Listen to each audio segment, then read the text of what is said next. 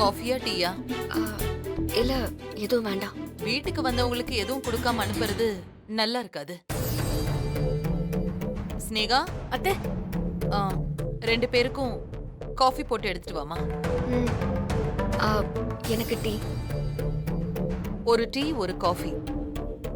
சரிங்க அத்தை. ம்.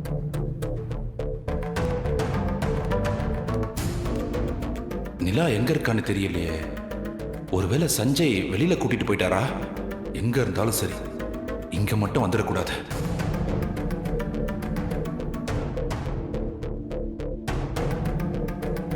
எப்படிமா இருக்க? ஆ, நல்லா இருக்கேன். ஓ, நீங்க எப்படி இருக்கீங்க? ஓ, நான் நல்லா இருக்கேம்மா. உங்க பையன் எப்படி இருக்காரு?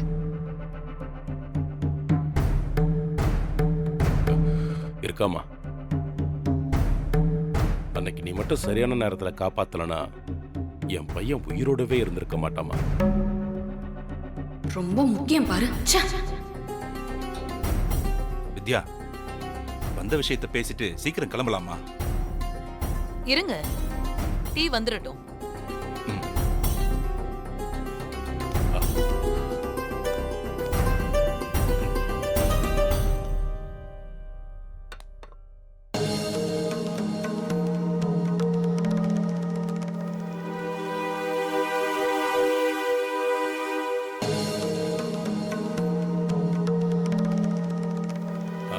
வித்யா,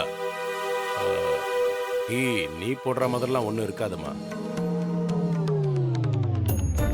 நீ கொஞ்சம் அட்ஜஸ்ட் பண்ணி குடிச்சுக்க. எங்களுக்கு பழகிடுச்சுமா.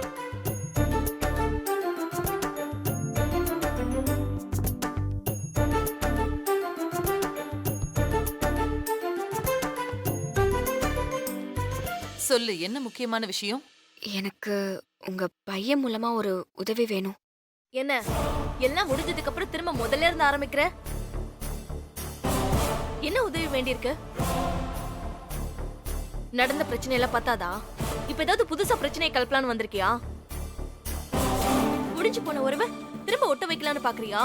ஸ்னேகா, என்ன ஏதுன்னு தெரியாம நீ வார்த்தையை விடாத. இல்லத்த, அவ நாங்கெல்லாம் இருக்கோம்லம்மா. கொஞ்சம் அமைதியா இரு. டீயை நல்லா போடுன்னு ரொம்ப வருஷமா சொல்லிட்டு இருக்கேன். அதை மட்டும் செய்ய மாட்டேங்கிறேன். தேவையில்லாம மற்ற விஷயத்துலலாம் வந்து மூக்க நுழைச்சிடுறேன். என் பேர்லயும் சஞ்சய் பேர்லயும் ஊர்ல ஒரு சொத்து இருக்கு. தாத்தா எனக்கு கொடுத்தது. இப்ப அத கொஞ்சம் அவசரமா விக்கணும். அதுக்கு சஞ்சய் வந்து கையெழுத்து போடணும்.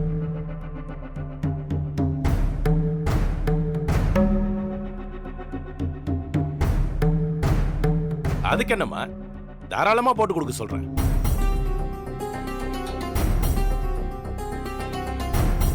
அவசரமா ஏதோ விக்கணும்னு சொல்றாங்க, செஞ்சு கொடுத்துடலாமே.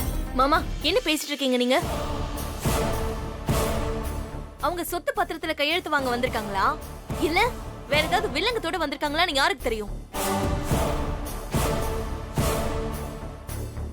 இவங்க எல்லாம் இப்படிதான் ஆரம்பிப்பாங்க, அப்புறம் கடைசியில உறவு கொண்டாட ஆரம்பிச்சிருவாங்க.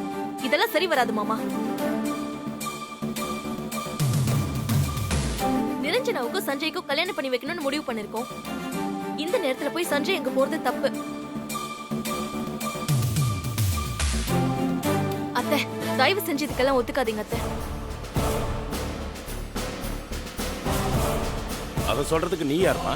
வேற யார் மாமா சொல்றது? இது என் தங்கச்சியோட வாழ்க்கை. அவளுக்காக நான் தானே பேசணும். நீ வேற ஏதாவது வழி இருந்தா பாத்துக்கோ. சஞ்சய் வந்து ஒன்னும் கையெழுத்தெல்லாம் போட மாட்டாரு. நான் ஸ்கூலை வாங்குறதுக்காக ஒருத்தர்கிட்ட பணம் வாங்கியிருந்தேன். அதை திருப்பி கொடுக்கறதுக்கு தான் சொத்தை விற்க போறேன்.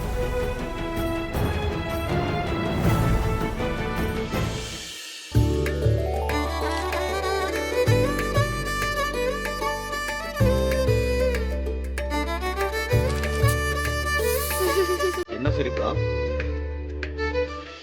ஸ்கூல் பேர்ல கடன் வாங்கினதுனால ஸ்கூலை விற்க சொல்லி ரொம்ப ப்ரெஷர் பண்றாங்க. ஸ்கூலை ரன் பண்றதுல என்னென்ன கஷ்ட நஷ்டம்லாம் வரும்னு உங்களுக்கும் தெரியும். நீங்க உதவி பண்ணுவீங்கன்னு நம்பி வந்திருக்கேன். தயவு செஞ்சு முடியாதுன்னு மட்டும் சொல்லிடாதீங்க.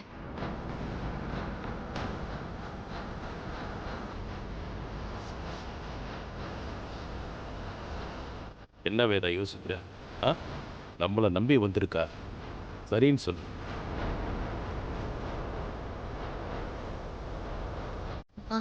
ஒரே ஒரு கையெழுத்து தானம்மா, சரின்னு சொல்லுங்க.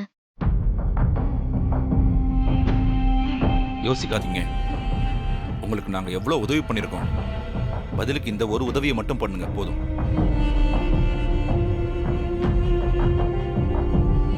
அத்தை, நான் திரும்ப திரும்ப பேசுறேன்னு தப்பா எடுத்துக்காதீங்க. எனக்கு இதுல துளி கூட விருப்பம் இல்ல.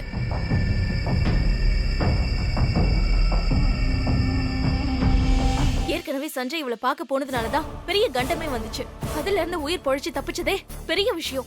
இந்நேரம் நிரஞ்சனாவுக்கும் சஞ்சய்க்கும் கல்யாணம் நடந்திருக்கணும். குறிச்ச தேதி தாண்டி 5 நாள் ஆச்சு. இந்த வீட்ல மருமகளா உரிமையோட இருக்க வேண்டிய நிரஞ்சனா இப்ப ஏதோ கெஸ்ட் மாதிரி வந்து இங்க நின்னுட்டு இருக்கா. எல்லாத்துக்கும் காரணம் இவதான். இப்ப சொத்தை வைக்கணும்னு சொல்லிட்டு வரா. வேணும்னா சஞ்சய் நிரஞ்சனா கல்யாணம் முடிஞ்சதுக்கு அப்புறமா கையெழுத்து போட சொல்லலாம். இவங்க அம்மாவை சம்மதிக்க விட மாட்டாங்க. நாம போய் அண்ணனை கூட்டிட்டு வருவோம். அண்ணன் வந்தாதான் சரியா இருக்கும்.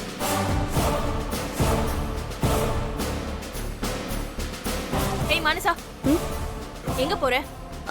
இல்ல, சும்மா மாடிக்கு. இங்க எவ்வளவு முக்கியமான விஷயம் பேசிட்டு இருக்கோம், நீ எதுக்கு மேல போற? இங்கே நெல்லு. எதா இருந்தாலும் பேசி முடிச்சதுக்கு அப்புறமா போலாம்.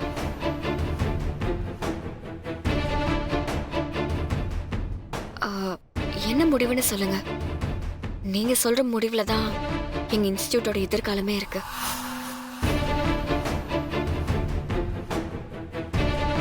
உன்னோட கஷ்டம் எனக்கு புரியுது வித்யா. ஆனா ஸ்னேகா சொல்றதுலயும் ஒரு அர்த்தம் இருக்கு. சஞ்சயோட கல்யாணம் முடியாம அவனை எங்கேயும் வெளியில அனுப்புறது எங்களுக்கு சரியா படல. இந்த கல்யாண பேச்சு ஆரம்பிச்சதுல இருந்தே தொடர்ந்து அபசகுணமாவே நடந்துகிட்டு இருக்கு. அதான் ரொம்ப யோசனையா இருக்கு. அப்படிலாம் எதுவும் நடக்காது. அவர் வந்து ஒரு கையெழுத்து மட்டும்தான் போட போறாரு.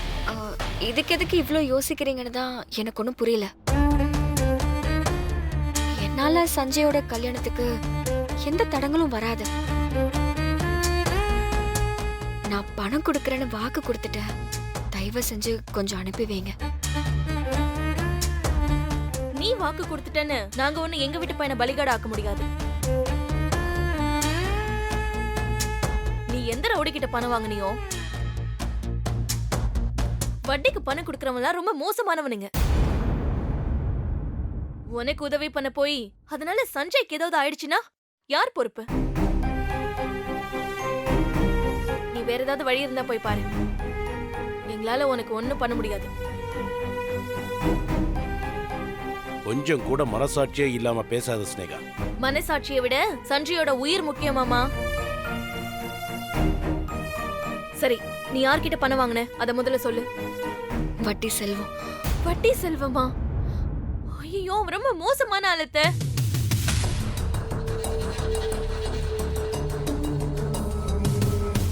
அவன் பணம் மட்டும் திரும்ப வரலன்னா என்ன வேணாலும் பண்ணுவான். ஏன் கொலை கூட பண்ணுவான்.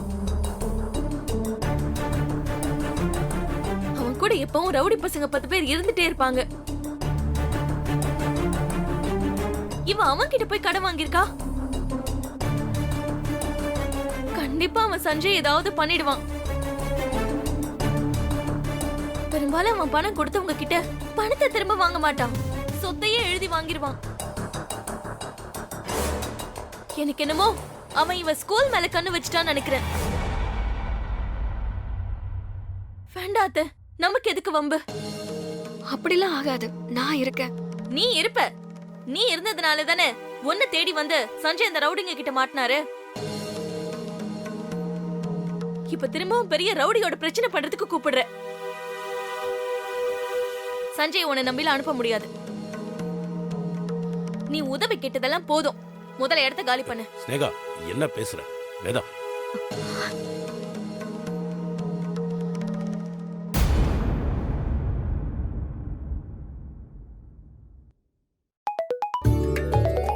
அப்படியே அடிக்கணும். இந்த பாரு, ஃபர்ஸ்ட் ரெட்டை போடணும், அதுக்கப்புறம் தான் பிளாக்கை போடணும். ஏய், எப்படி?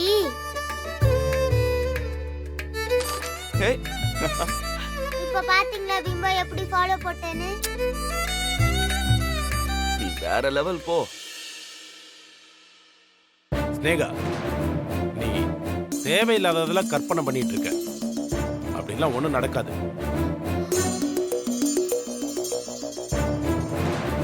வேதா, தயவு செஞ்சு நீ சரின்னு சொல்ல. சஞ்சய்க்கு ஒன்றும் ஆகாது.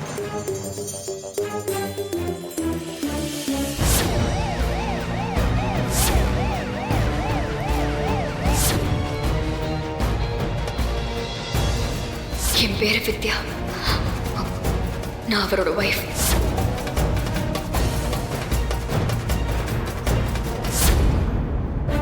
அத்தை, யோசிக்காதீங்க.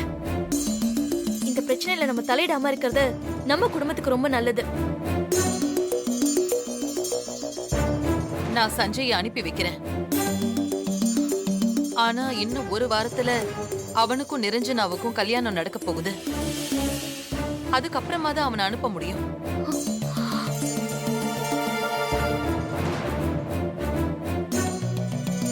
இல்ல 2 நாள்ல நான் பணம் கொடுக்கணும். இல்லனா இன்ஸ்டிடியூட் கையை விட்டு போயிடும். உன் அவசரத்துக்கு நாங்கெல்லாம் ஒண்ணும் பண்ண முடியாது. அதான் அத்தை அனுப்புறேன்னு சொல்றாங்கல்ல, இதுக்கு மேல என்ன வேணும் உனக்கு? நாளைக்கே அனுப்புனா நான் கடனை அடைச்சிருவேன். அதெல்லாம் முடியாது. கல்யாணம் முடியற வரைக்கும் சஞ்சய் நாங்க எங்கேயும் அனுப்புறதா இல்ல. நீ கிளம்பு. ப்ளீஸ் கொஞ்சம் யோசிங்க. நான் என்னோட முடிவை சொல்லிட்டேன். நீ வேணும்னா கடன் கொடுத்தவங்க கிட்ட இன்னும் ஒரு வாரம் டைம் வாங்கிக்க. பணத்தை கொடுத்துடலாம். இதெல்லாம் சரியில்லை வேதா. நம்மள நம்பி வந்திருக்கா. அதுவும் பசங்க படிப்பு சம்பந்தப்பட்ட விஷயம். நீ தயங்குறத பார்க்கும்போது ரொம்ப கஷ்டமா இருக்கு. உங்களுக்கு ஒண்ணும் தெரியாது. நீங்க பேசாம இருங்க. கல்யாணம் முடியற வரைக்கும் நான் சஞ்சயை எங்கேயும் அனுப்புறதா இல்ல.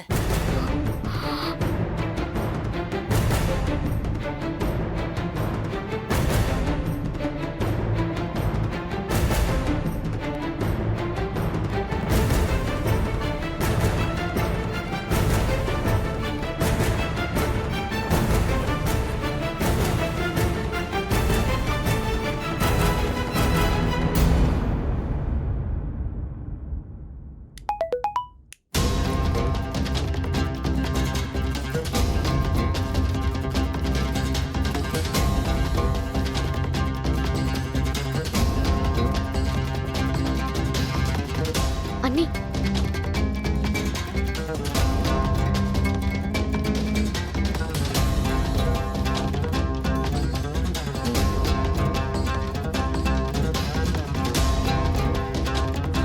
நிலா, என் ஒய்ஃப் இங்க வந்திருக்காடா. வா, கீழே போலாம். போலாம்.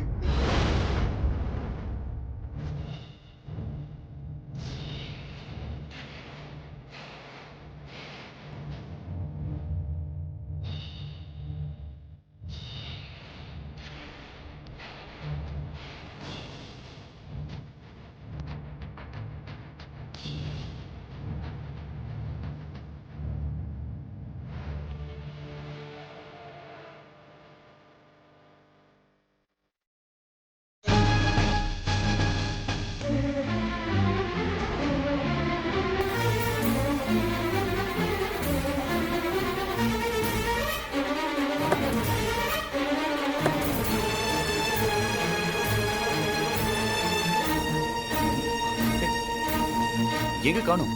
இப்பதான் போறாங்க.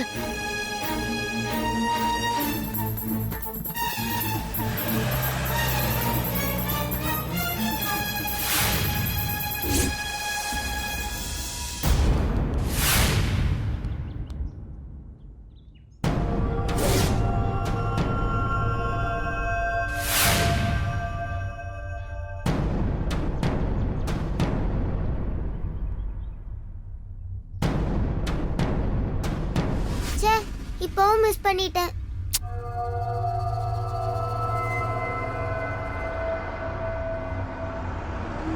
பீம்பாய், எனக்கு டைம் ஆயிடுச்சு. அம்மா 5 மணிக்கெல்லாம் வீட்ல இருக்கணும்னு சொன்னாங்க. டிரைவர் அங்கிள் வந்துட்டாங்க. நான் கிளம்புறேன். சரி நிலா, போன்ல பேசிக்கலாம். பாய்.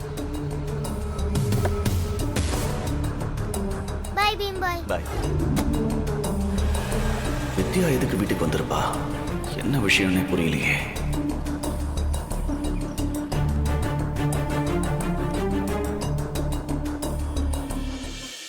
நீ பண்ணது ரொம்ப பெரிய தப்பு வேதா.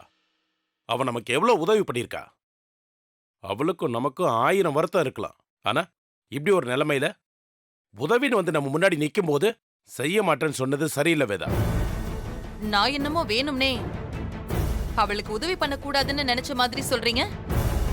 சஞ்சய்க்கும் நிரஞ்சனாவுக்கும் கல்யாணம் ஃபிக்ஸ் பண்ணதுல இருந்தே நடக்கிறது எல்லாம் நீங்களும் பார்த்துட்டு தானே இருக்கீங்க.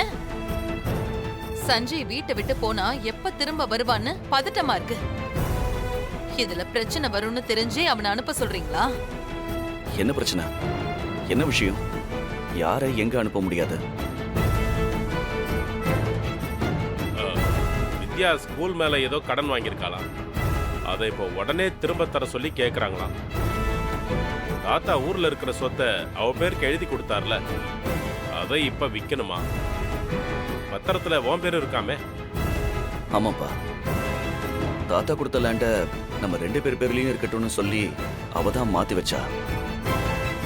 அதை விற்கணுமா? அதுக்கு நீ வந்து கையெழுத்து போடணும்னு சொல்லி வந்தா. உன் அம்மாவும் அண்ணியும் சேர்ந்து உன்னை அனுப்ப முடியாதுன்னு சொல்லி அனுப்பிச்சிட்டாங்க.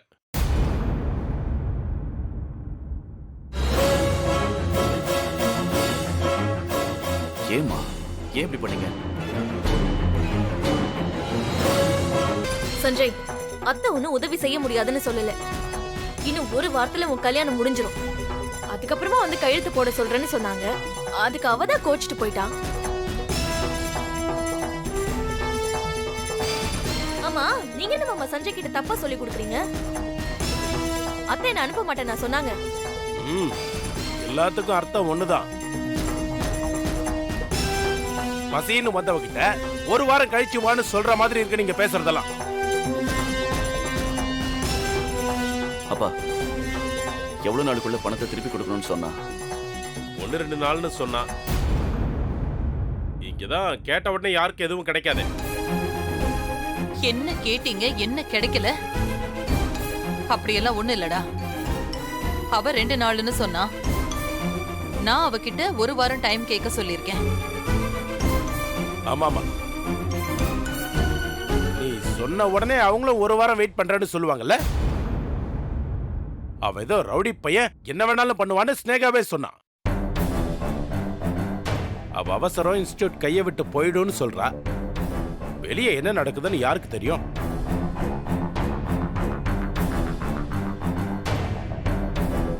இப்போ நீங்க தான் பிரச்சனைய பெருசுபடுத்துறீங்க. பணம் கொடுக்கறதுக்கு தானே 1 வாரம் டைம் கேட்க போறா. அதெல்லாம் கொடுத்துடலாம். சஞ்சய், நீ கல்யாணம் முடிஞ்சதும் போய் கையெழுத்து போட்டுட்டு வந்துரு. இல்லம்மா, நான் போய் அவளை பார்த்து என்ன ஏதுன்னு விசாரிக்கிறேன். இப்போ நீ எங்கேயும் போக கூடாது. என்னம்மா சொல்றீங்க? அம்மா, அவ எவ்வளவு பிரச்சனையில இருந்திருந்தா நம்ம குடும்பத்துக்கும் அவளுக்கும் இருக்கிற பிரச்சனையெல்லாம் மறந்து நம்ம வீடேறி வந்து அவ உதவி கேட்டிருப்பா. அம்மா, அவ அப்படிலாம் உதவி கேட்கிற ஆளே கிடையாது. இப்ப அப்பா சொன்ன மாதிரி அவளுக்கு ஏதோ சீரியஸான பிரச்சனை இருக்கு, அதான் வந்திருக்கா. நான் போய் அவளை பார்த்து கையெழுத்து போட்டு கொடுத்துட்டு வந்துடுறேம்மா. சஞ்சய், நான் சொல்றத இப்ப நீ கேப்பியா மாட்டியா?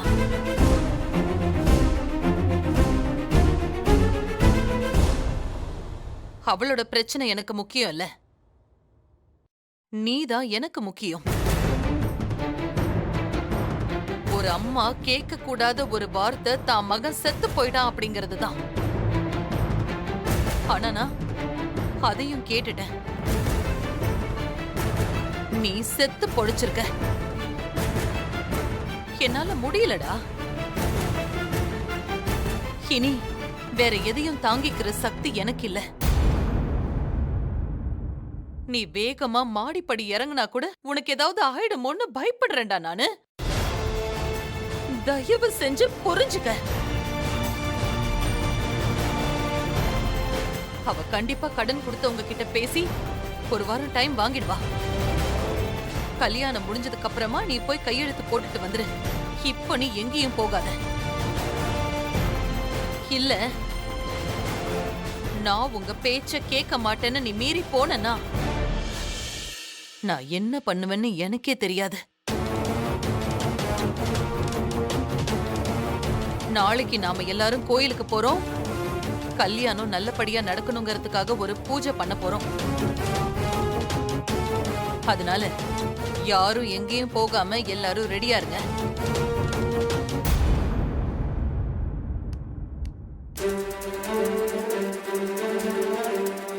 என்ன பண்றதுன்னு தெரியல.